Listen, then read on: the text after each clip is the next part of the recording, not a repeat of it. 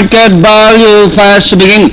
Brother Barak from the outside and racing in third is Lord of War. Watershed is running in fourth by Daral. Sizing up, mirroring each other. Brother Barak from the outside. Market values down on the inside and racing in third by about 3 lengths. Watershed, Lord of War as they raise the last 550. It's Brother Barak. Market value down on the inside, closing in third. Lord of War, Watershed as they race upon a corner.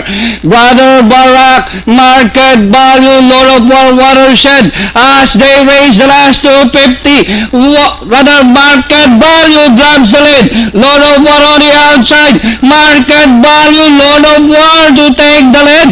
It's now Lord of War. And nearing the finish line, the horse of Mr. Oliver Velasquez, Lord of War. Second, market value, Brother Barak, Watershed.